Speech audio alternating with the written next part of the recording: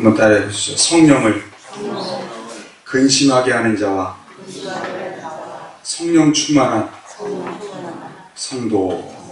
자, 오늘의 결론은 오늘 말씀 속에 있죠. 4장 30절에 이렇게 얘기합니다. 하나님의 성령을 못하게 하지 말라, 근심하게 하지 말라. 이번에 말씀을 이렇게 보다 보니까 에베소 4장의 성령이란 말이 나오고 에베소 5장의 성령이란 말이 나옵니다. 근데 에베소 4장의 성령이란 말은 성령을 못하게 하지 말라, 근심하게 하지 말라. 여기서 근심하게 하지 말라는 말은 고통을 준다, 그런 뜻이에요. 여러분, 자녀들 때문에 고통당해 보신 적 있으십니까? 자녀들 때문에 고통당해 보신 적 있으세요? 가지 많은 나무? 여기서 얘기하는 이 고통은 마치 자녀가 나에게 고통을 주듯이 내 안에 성령님이 계신데도 그 성령님을 나의 아버지요, 나의 주인으로 여기지 않고 성령을 무시하며 살아가는 삶, 그것을 성령을 못하게 하는 자, 근심하게 하는 자라 얘기하고 있어요. 여러분, 에베소 5장은 또 여러분들 너무나 유명한 장이죠. 오직 무엇으로 충만함을 받으라? 성령으로. 5장 18절인가요? 저는 이 두 곳을 보면서 성령이 동시에 존재하는, 성령이 함께하는 성도도 두 가지 유형의 사람이 있다. 하나는 성령을 못케 하는 자, 근심하는 자. 또 한 사람은 성령을 충만하게 하는 자. 여러분들은 어떤 사람입니까? 자녀가 부모를 속삭이고 늘 자녀가 부모에게 고통을 주듯이 하나님 아버지를 믿는다 하면서도 하나님 아버지에게 고통을 드리는, 하나님 아버지는 하늘에 계시니까 고통 안 받으실 것 같으세요? 아니죠. 내 마음이 바로 하나님의 성전이요, 그 성전은 누가 거하시는 것이에요? 성령이 거하시는 전임을 믿으시길 바랍니다. 내가 하는 일거수일투족의 삶이 내 안에 계신 성령님을 고통스럽게 만들고 근심하게 만들고, 그 고통은 하나님 아버지를 괴롭히고 있다는 사실이에요. 저는 이 모습을 보면서 그런 생각을 해요. 오늘날 우리 많은 한국교회 그리스도인들은 정말 성령을 근심하게 하는 자가 많을까요?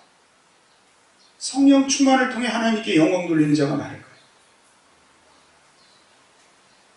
여러분, 정말 우리는 성령의 사람입니다. 예수 그리스도를 구세주로 고백하는 모든 사람들은 무슨 사람이에요? 성령의 사람. 성령의 세례는 따로 받는 게 아니에요.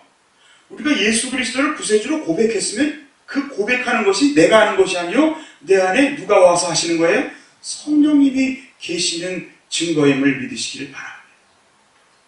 그렇다면 더 이상 오늘 4장 30절처럼 제발 사도 바울이 얘기하잖아요. 에베소 교인들을 향해 얘기합니다. 아니, 이것은 오늘날 이 말씀을 듣는 모든 성도들을 향해 얘기합니다. 제발 하나님의 성령을 근심하게 하지 말아라.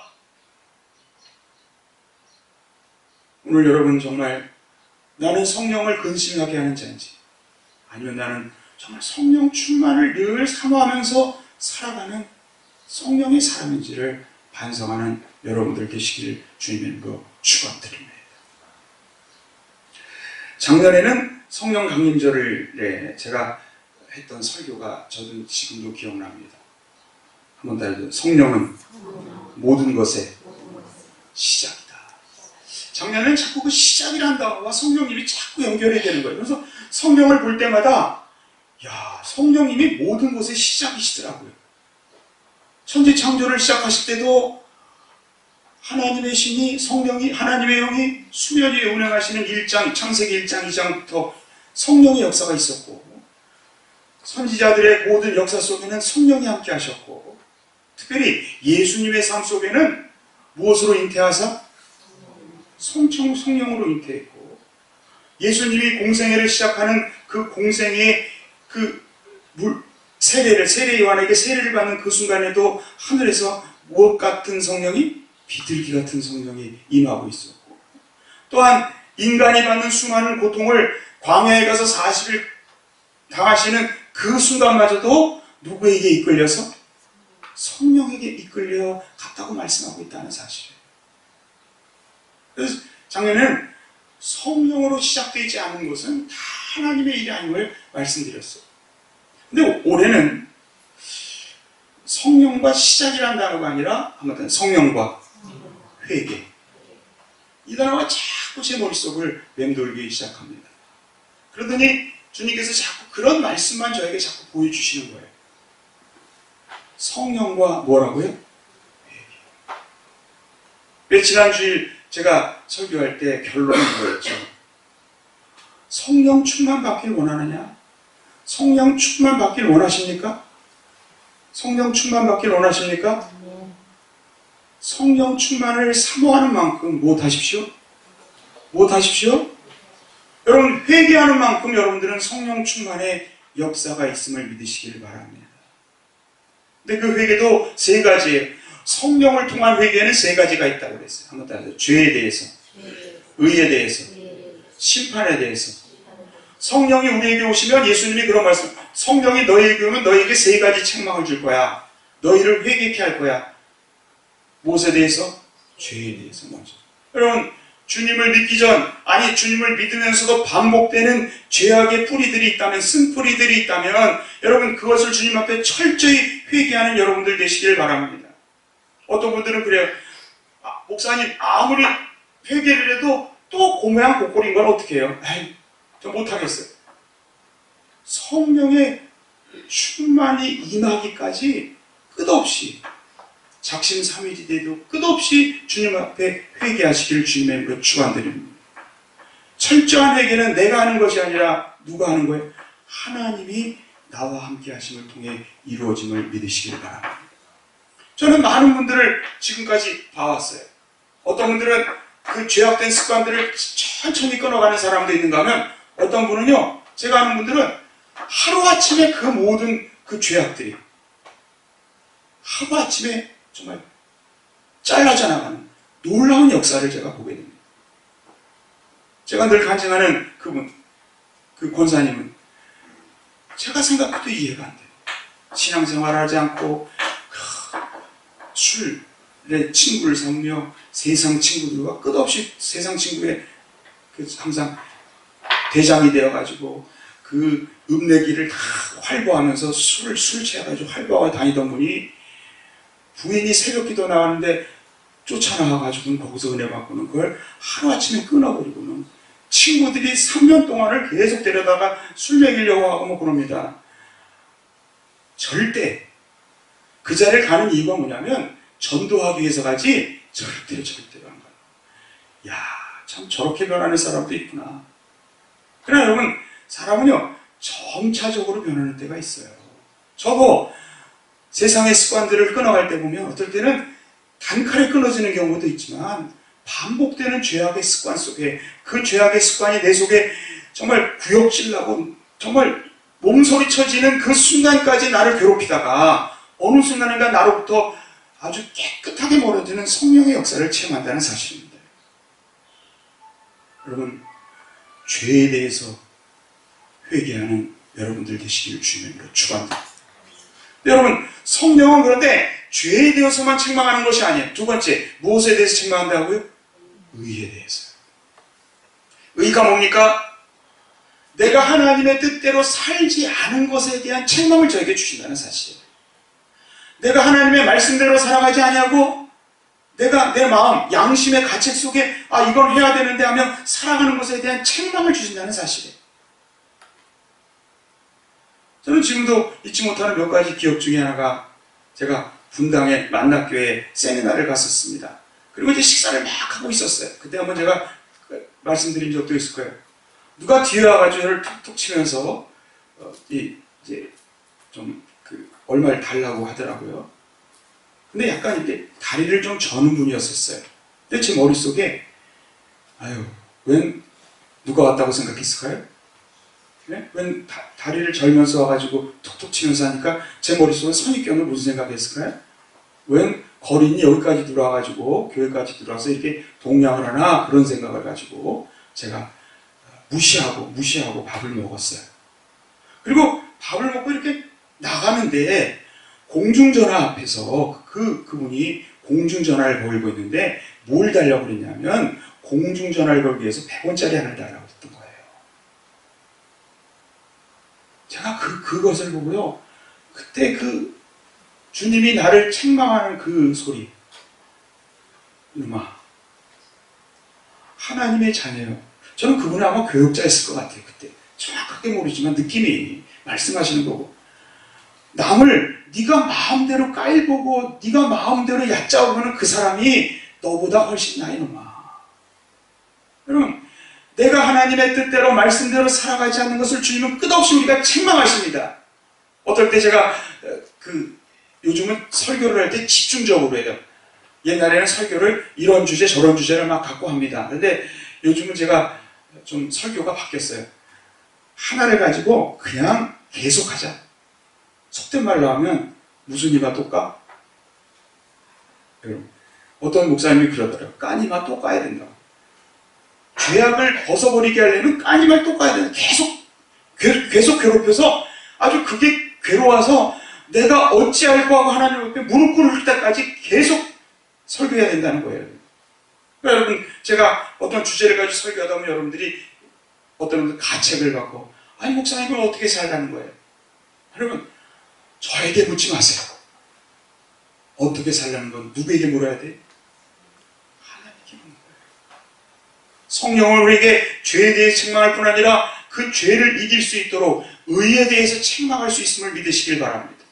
의에 대한 책망을 우리가 잘 완수하면 죄에 대한 책망은 저절로 없어지는 역사가 일어난다는 사실. 마지막으로 무엇에 대해서 책망하실까요? 심판에 대해서 책망. 그것은 무슨 뜻일까요? 우리에게 주어진 직분. 그 직분을 가지고 주님 앞에 섰을 때 너는 충성된 종이었는가 불충한 종이었는가를 주님께서 주님의 심판대 앞에서 우리를 심판하고 계심을 믿으시기를 바랍니다. 나는 한 달란트 받은 종이었는가? 아닌지. 게으르고 불충한 종. 하나님을 잘못 오해하고 심지도 않고 거두는 분, 그냥 맨날 기적이나 뻥뻥 일으키니까 그분 따라가면 기적 속에 내가 살아가겠지 하는 도둑놈 심보를 가지고 주님을 따라가는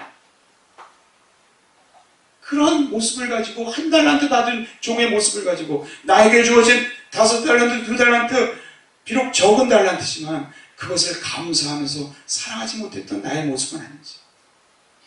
또한 우리는 여러분 성령의 기름을 늘 예배하는 예배를 통해 찬양과 기도를 통해 얼마나 많은 시간을 주님께서 우리에게 허락하셨습니까? 그 시간이 있는데도 성령의 기름을 예배하지 못하고 교회에 와서까지도 말씀을 들으면서까지도 늘 머릿속에 무슨 생각이 있어요? 무슨 생각? 세상 생각에 찌들어가지고 찌든 그 영혼을 가지고 삐걱삐걱 가는 영혼을 가지고 살아가는 불쌍한 영혼으로 나는 살아가고 있는 것은 아닌지. 양과 염소의 위를 통해 너희가 지극히 작은 자를 사랑하고 그들에게 정말 긍휼을 베풀지 않으면 너희는 염소가 되리라는 주님의 말씀을 받고도 나는 염소 같은 짓을 하며 지금 살아가고 있는 모습은 아닌지. 사랑하는 성도 여러분, 성령을 근심하지 말라. 성령을 고통스럽게 해서 하나님 아버지 마음을 고통스럽게 하는. 저는 종종 신방을 하다 보면 우리 성도인들이 제일 힘들어하는 신방이 어떤 신방이냐면 자기가 아플 때가 아니에요. 어느 때가 가장 목회자가 힘든 신방일까요? 누가 속을 새길 때? 누가 속을 새길 때? 자녀가 속을 새길 때. 자녀가 속을 새길 때는 그 부모의 마음도 정말 찢어질 때가 아니라 하나님 아버지는 말도 못하게 아프시고 목회자의 입장도 참 힘듭니다. 그런데 자녀가 나에게 주는 고통을 가지고 고통을 아파하면서도 왜 우리는 하나님 아버지께 고통을 드리는 자로 살아가고 있는가요? 하나님 아버지, 영적인 아버지도 제대로 정말 기쁘게 하지 못하면서 내 자녀가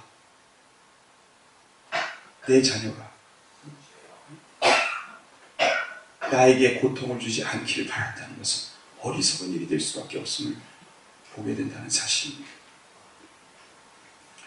저는 지난 주일날 봤던 그 글을 다시 한번 기억합니다. 일그러진 성령의 얼굴, 한국교회 성령운동 무엇이 문제인가는 그 책에 이 글을 제가 요즘은 계속 읽고 있어요.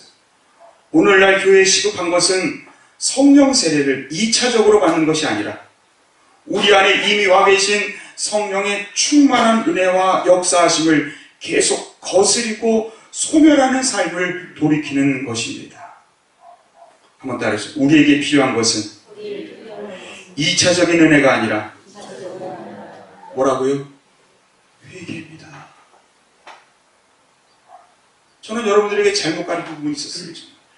2차적인 은혜를 받기 위해서 노력을 했어요. 근데 그 2차적인 은혜가 우리에게 필요한 것이 아니에요. 우리는 이미 성령의 세례를 받고 성령의 인치심을 받고 내 안에 성령님이 계십니다. 거의 우리 교인들의 80, 90% 이상은 내 안에 성령님이 계셔요. 성령의 인치심을 여러분들은 받았고 성령의 내주하심 속에 역사하고 있음을 믿으시길 바랍니다.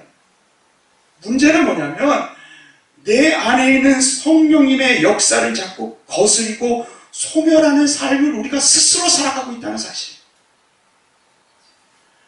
데살로니가전서 5장 16절 이하에 보면 이렇게 얘기해요. 항상 기뻐하라, 쉬지 말고 기도하라, 범사에 감사하라. 이는 그리스도 예수 안에서 우리를 향한 하나님의 뜻이니라 말씀하시고 나서 그 다음에 무엇을 소멸치 말고? 성령을 소멸치 말고 라고 했어요. 우리는요, 성령님이 내 안에 계신데도 성령의 불이 일어나는 걸 두려워합니다. 소멸시킵니다. 꺼트립니다. 무엇으로? 죄악, 더러운 불순종. 성령이 우리에게 다시 임하셔야 하는 것이 아니라 우리가 성령께 돌아가야 합니다. 성령을 더 이상 기다릴 필요가 없다. 오히려 성령이 우리를 애타게 지금도 기다리십니다. 우리를 충만한 은혜로 인도하고 주관하기를 간절히 원하시고 계십니다. 우리의 고질적인 불신함과 완고함으로 그 뜻을 이루지 못하시기에 심히 안타까워하시며 말할 수 없는 탄식으로 슬퍼하고 계십니다.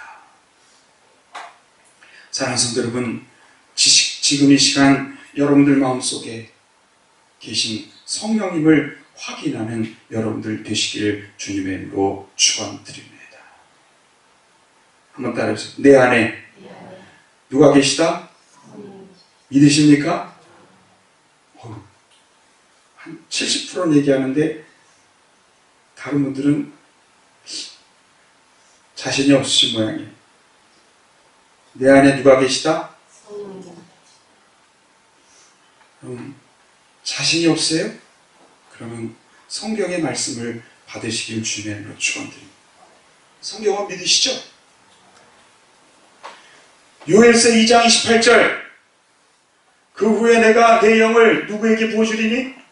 만민에게 부어주리니. 이것을 여러분 사도행전에 보면 모든 육체에 부어주리라고 되어 있어요. 사도행전에 내가 내 영을 모든 뭐에게? 육체. 전 이 말씀이 오늘 새벽에 얼마나 은혜가 되는지 몰라요. 우리가 늘 이런 기도하죠. 마음은 뭐로 돼?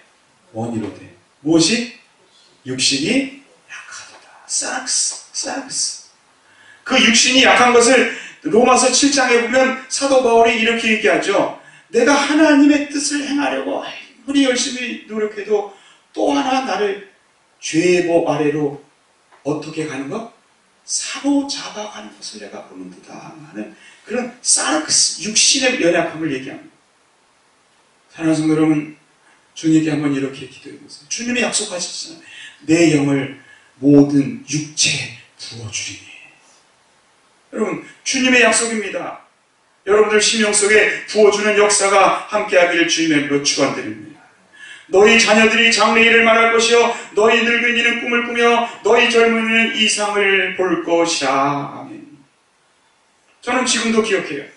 성령의 역사를 제가 거부했던 사람입니다. 한때는 교회를 다니다가 청년회장까지 하다가는 그때가 11.6 사태가 터지면서 이제 학교가 참 바빠질 때였었어요. 모이면 항상 데모하고 또 제가 사학과를 다니다 보니까 뭐 역사의식 그래가지고 민주의식 해가지고 항상 의식거릴 때입니다. 제가 주님을 떠나서 근데 여러분 어머니의 기도는 어머니에게 부어진 성령의 역사는 자녀들에게 역사한다 안 한다? 역사한다 안 한다? 역사합니다. 저는 장래일을 말하지 않고 꿈도 꾸지 않았던 사람입니다. 근데 저희 어머니가 늘 꿈을 꾸는 얘기가 있으면 제가 듣기 싫어도 옆에서 계속 얘기하는 거예요. 기범아, 내가 어느 날 읽어봤는데 뭐 무슨 꽃이 있고 제가 안 들었어요. 안 들었는데 제 머릿속에는 그 그림들이 그대로 지금도 그려져 있습니다. 사랑하는 성도 여러분, 꿈을 꾸는 자녀를 만들길 원하십니까? 그것도 예수 안에 꿈꾸는 자녀를 만드시기 원합니까? 그럼 먼저 부모로서 내 육체에 성령의 부으심을 받는 귀한 여러분들 되시기를 주님으로 축원드립니다. 예수님은 또한 우리에게 약속하셨죠. 하나님의 약속 말고 예수님은 또 우리에게 약속하고 계십니다. 요한복음에 보면 주님께서 말씀하시죠. 14장 16절 이하에 보면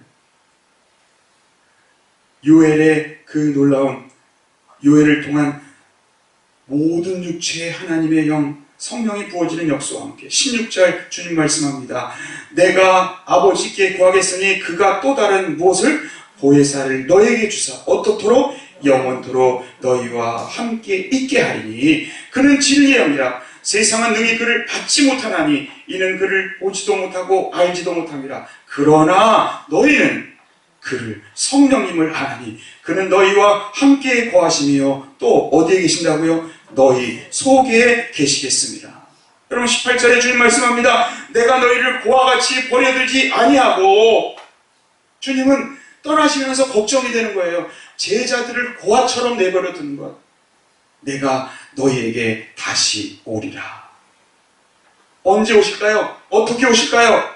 조금 있으면 세상은 다시 나를 보지 못할 것이로되 너희는 나를 보리니 이는 내가 살아있고 너희도 살아있겠습니다.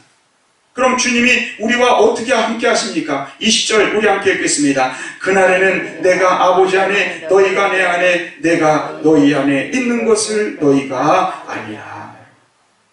성령이 내 안에 거하시는 것이 바로 주님이 나와 함께하는 증거임을 믿으시기를 바랍니다. 지난 주간에 제가 존경하는 우리 감리교회 존경하는 목사님 김기성 목사님과 함께 또 존경하는 유기성 목사님 페이스북을 보다가 그 페이스북에 나오는 어떻게 보면 제가 지난주에 설교했던 내용과 연관되는 아주 재미있는 이분은 영성일기를 쓰세요. 그러니까 매일매일 영성일기를 쓰십니다. 매일매일이 설교죠. 준비하는. 그분이 이런 글을 쓰셨어요. 주 예수님의 임재를 체험한다는 것은 정말 놀라운 일입니다. 그러나 많은 그리스도인들은 주 예수님의 임재 체험이 평생에 한 번이나 두 번 할까 말까 하는 특별한 체험으로 여기는 경우가 너무 많습니다. 여러분 어떠세요? 주님이 나와 함께하는 임재 체험을 여러분 몇 번이나 했다고 생각하십니까?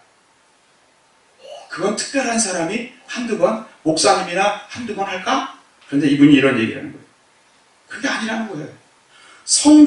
그러나 성경은 주 예수님이 항상 우리와 함께 하시려고 우리 안에 임하셨다고 증거하고 있습니다. 그러므로 우리는 언제나 함께 하시는 예수님을 바라보아야 합니다. 마태복음 18장 20절 두세 사람이 내 이름으로 즉 예수 그리스도 이름으로 모인 곳에 누구도 그들 중에 함께 하리라.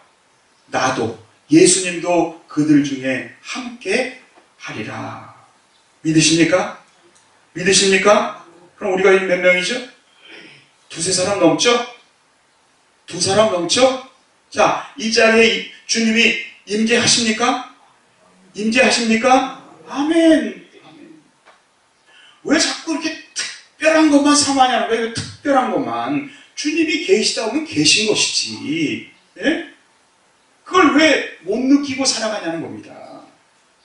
여러분이 찬양하고 기도하고 말씀 읽고 들을 때, 주님을 묵상할 때 무엇인가 뭉클한 다른 느낌이 듭니까? 그러면 여러분들이 만든 느낌이 아니라 성령이 역사하는 느낌을 믿으시길 바랍니다. 성령님의 역사로 주님의 임재를 체험하고 있는 겁니다. 그래서 예수님 안에 계셨던 성령 하나님께서 우리 안에 오셔서 하나님 보좌에 계신 주 예수님께서 우리 안에 계신 것처럼 바라보게 해주셨습니다. 한번 따라서 예수님은 내 안에 계십니다. 믿으십니까? 하나님이 우리를 인치시고, 고린도후서 1장 22절, 하나님이 우리를 인치시고 보증으로 성령을 우리 마음에 주셨느니라.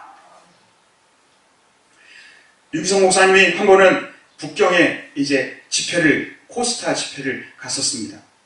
근데 마지막 날 집회 때 한 남자 청년이 와서 울면서 이렇게 고백하더라는 거예요. 목사님, 왜 다 은혜를 받는데 저만 은혜를 못 받고 있습니까? 어떻게 하면 저도 다른 사람들처럼 은혜를 받을 수 있을까요? 물어봤다는 겁니다. 그러자 그 목사님이 그 청년에게 이렇게 대답했다고 합니다. 지금 청년은 울면서 어떻게 하면 은혜를 받을 수 있나요? 묻는 그 묻게 하시는 분이 누군지 아냐고. 본인이 그렇게 묻게 하는 거냐, 아니면 당신 속에 있는 성령이 그렇게 묻게 하시는가를 확인해 보라는 거예요.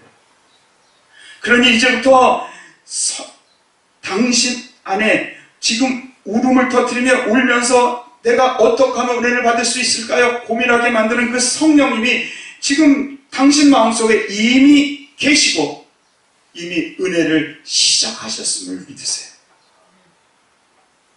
한번 따라해 보시죠. 그러니 이제부터 나는 왜 은혜를 못 받지? 하지 말고 주님 더 역사해 주세요. 주님 더 역사해 주세요. 주님, 내 마음을 두드리며 나를 울게 만들었던, 다른 사람들은 다 은혜를 받는데 난 못 받는 그 안타까운 마음을 주신 성령님, 더 역사해 주셔서 나로 성령에 충만하게 함께 해주세요. 받았을까요? 못 받았을까요? 받았을까요? 못 받았을까요? 받았어요. 한 청년은 또 제게 와서 이렇게 괴롭게 고백합니다. 목사님, 저는 예수님 헛 믿었어요. 저는 전혀 변하지 않았어요. 그 청년은 직장생활 속에 반복되어지는 죄된 생활을 인하여 깊은 좌절감과 낙심 속에 빠져 있었습니다. 그러자 그 유기성 목사님이 그 청년에게 말했습니다. 그러면 정말 변한 것이 없는지 확인해 봅시다. 오늘 죄 지은 일로 인하여 당신이 이렇게 괴로워하는 까닭이 무엇입니까? 다른 사람들도 그렇습니까? 아니죠. 당신을 특별히 괴롭게 만드는 당신 안에 계신 성령님께서 당신을 근심하게 괴롭게 만들고 계시다는 것을 기억하시기를 바랍니다. 그리고는 오늘 말씀 에베소 4장 30절 말씀을 그에게 들려주고는 성령을 근심케 하지 말라. 그리고는 분명한 확신을 주었다는 그런 제가 글을 읽고는 주님이 나와 함께 하는 것과 성령의 충만함은 같은 거다, 다른 거다. 같은 거다, 다른 거다. 같은 거예요. 우리가 주님을 체험하는 것이나 성령의 임재를 체험하는 것이나 같은 분을 우리가 체험하는 거예요. 근데 그건 특별한 것이 아닙니다. 우리 삶 속에 일어나는 너무나 일상적인 삶의 모습일 뿐임을 기억하시기를 바랍니다. 그러면 여러분, 우리가 성령의 인치심, 성령의 세례만으로 만족할 것이 아니라 성령의 충만함으로 나아가는 여러분들 되시기를 주님으로 축원드립니다. 내 안에 일회적인 사건입니다. 예수님을 나의 구세주로 고백하는 순간 이미 내 마음속에 누가 와 계신 거예요? 성령님이 와 계신 거예요. 물세례를 받을 때 내가 정말 주님을 구세주로 고백하며 세례를 받았다면 물세례가 아니라 예수 그리스도로 세례받았기에 성령은 내 안에 계신 거예요. 그런데 성령의 내주하심과 성령의 인치심과 성령의 충만은 다른 거예요. 성령 충만은 무엇을 의미합니까?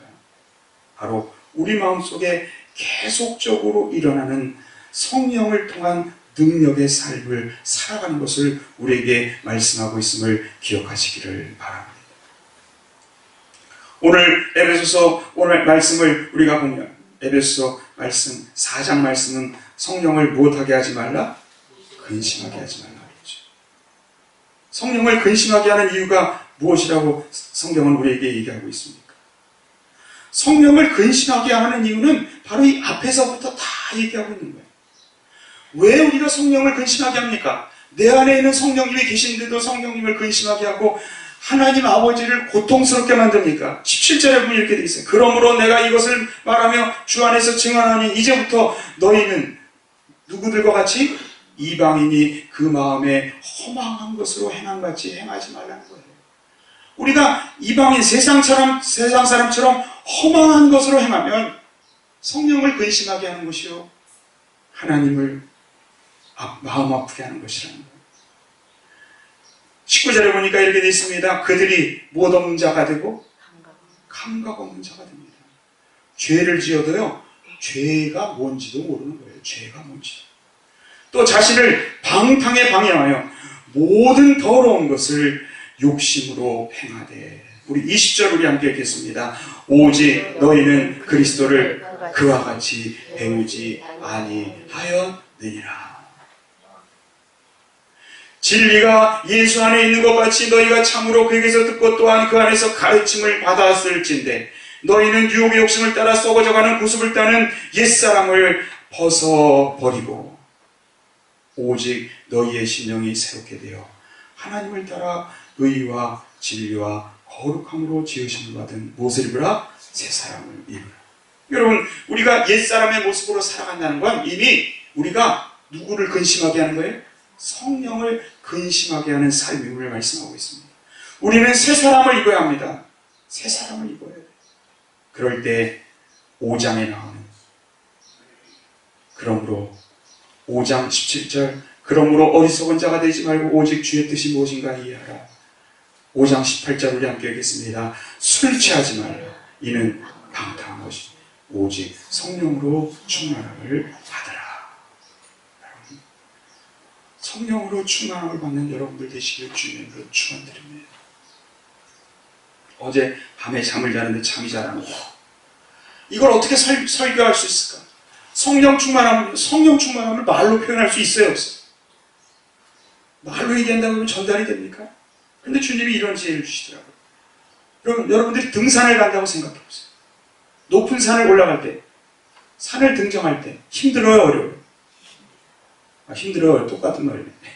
힘들어요, 쉬워요? 힘들죠. 높은 산일수록 힘들죠. 저는요 등산을 워낙 좋아하지 않아가지고 민둥산 지난번에 하나 갔다가 여러분들은 쉽게 올라갈지 모르는데 저는 거기 갔다가 내려올 때 2다리를 기어서 내려왔어요. 정말 힘들더라고요. 여러분, 왜 등산은 힘든 걸 알면서 왜 하나님의 산, 영적인 산을 오르는 것, 이것은 히말라야 산을 올리는 것보다 더 힘들 수도 있어요. 그럼 그걸 왜 포기합니까? 여러분, 목표를 가지시길 바랍니다. 내가 하나님의 산을 오르리라, 영적인 산을 오르리라, 산상수훈의 산을 오르리라, 옛사람을 벗고 새 사람을 입는 산을 오르리라. 여러분, 이런 욕심을 가지고 살아가는 여러분들 되시길 바랍니다. 이것이 바로 성령의 충만한 삶임을 기억하시기를 바랍니다. 요한을슬레 목사님, 여러분, 우리의 귀한, 정말 우리 감리교의 귀한 청시자 요한을슬레 목사님이 여러분 주보에 이렇게 나와 있죠. 제가 그걸 썼습니다. 주보 첫 글에 이렇게 돼 있죠. 나는 감리교인이라고 불리는 사람들이 미국이나 유럽, 아니 한국에서, 오늘 말로 얘기하면 한국에서 사라지는 것을 두려워하지 않는다. 그러나 나는 그들이 단지 능력 없는 종교의 형태만을 갖고 있는 죽은 공동체로 남아있지 않을까 염려한다. 오늘 말씀으로 생각하면 성령은 그 안에 계시는데 늘 성령을 근심케 하는 삶을 살아가는 모습으로 살아가는 감리교 공동체라면 그 감리교회는 차라리 사라지는 게 낫다. 이것이 요한 웨슬레 목사님의 얘기. 만약 감리교인들이 처음 출발할 때 가졌던 그 교리와 그 정신, 그리고 그 훈련을 다 같이 지키지 않는다면 그들은 의심할 것도 없이 그렇게, 즉 죽은 공동체로 성령을 근심케 하는 공동체가 되고 말 것이다. 사랑하는 성도 여러분, 우리는 웨슬리안입니다. 감리교인입니다. 감리교는 성화가 가장 귀한 우리의 신앙의 정점을 기억하시기 바랍니다. 성화를 통해 그리스도인의 완전을 향해 걸어가는 것이 감리교인의 특징입니다. 그건 무엇을 의미합니까? 성령을 근심케 하는 삶을 적고 성령으로 충만한 삶을 통해 하나님 아버지께 기쁨을 드리는 은혜의 삶을 살아가는, 그러기에 철저히 회개하는 귀한 여러분들 되시길 주님으로 축원드립니다. 기도하겠습니다.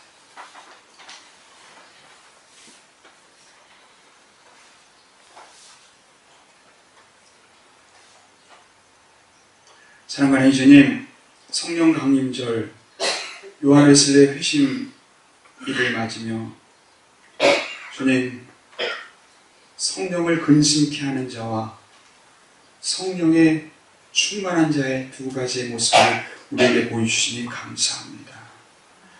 옛사람 그대로 아무 죄의식 없이 아무 생각 없이 살아가는 자는 오늘도 하나님 아버지를 고통스럽게 하는, 성령을 근심케 하는 삶을 살아가고 있음을 알게 하시니 감사합니다. 더 이상 성령을 근심케 하는 자 되지 않도록 인도하여 주시옵소서. 회개를 통해 나의 그 구역질나는 그 더러운 죄악을 벗어버리게 하시고, 또한 의에 대해서 하나님의 말씀대로 살지 못할 때 주님이 이 불법을 행하는 자들아 나로부터 멀리 가라 하는 그 두려운 말씀에 서기 전에 주님의 말씀에 순종하며 말씀의 사람으로 거듭날 수 있는 우리가 될 수 있도록 인도하여 주시옵소서.